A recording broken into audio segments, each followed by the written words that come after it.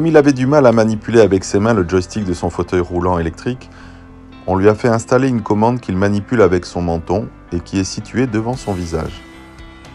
Il l'utilise pour conduire son fauteuil et aussi pour diriger la souris de son ordinateur ou même son téléphone portable par Bluetooth.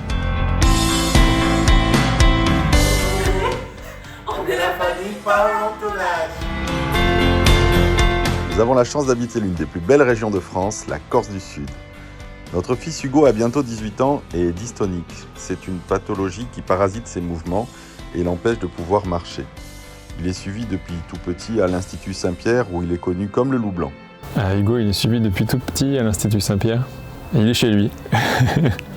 Un jour, nous avons visité l'Human Lab avec Hugo et pendant la visite, en discutant avec Benoît, j'ai aperçu un petit vérin électrique sur une table qui était en train d'être testé. Comme je suis un papa bricoleur, en le voyant, je me suis dit qu'il pourrait être utilisé pour qu'Hugo puisse gérer de façon autonome le positionnement de sa commande mentonnière. Benoît a tout de suite parfaitement compris l'intérêt de ma demande et s'est fortement investi pour trouver la bonne solution, à la fois simple, efficace, fiable et fonctionnelle. Voilà, grâce à ce petit bouton, il appuie avec sa tête, le moteur se met en route et il peut mettre sa commande sur le côté pour venir manger ou travailler à l'ordinateur.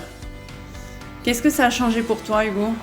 C'est plus facile et je suis plus autonome dans la vie de tous les jours. C'est un petit servo moteur, un interrupteur de guitare et une batterie à 10 € sur AliExpress. Ça, c'est le... Et après, la structure, c'est des tubes aluminium qu'on a achetés à Leroy Merlin. C'est une idée du papa, qui est inventeur aussi. Et donc les tubes, on les a pliés, on a fixé l'interrupteur de guitare dessus et c'était bon. C'est le projet qu'on a fait, je pense, ici, qui a donné le plus d'autonomie à une personne, le projet d'Hugo. Parce qu'en fait, ce système-là, à chaque fois, il est dépendant d'une personne. À chaque fois qu'il va arriver devant une table, qu'il va vouloir se débarrasser de cette commande qui est sous son menton, il doit appeler quelqu'un, il devait appeler quelqu'un. Le résultat a totalement dépassé nos espérances et Hugo est vraiment fan de cette nouvelle fonctionnalité qui le rend moins dépendant des autres. Il est maintenant plus autonome et ça nous soulage également car il a beaucoup moins besoin de nous. On est très fiers, oui, parce que si ça peut ne serait-ce qu'améliorer un petit peu l'autonomie des personnes, c'est déjà quelque chose de gagné.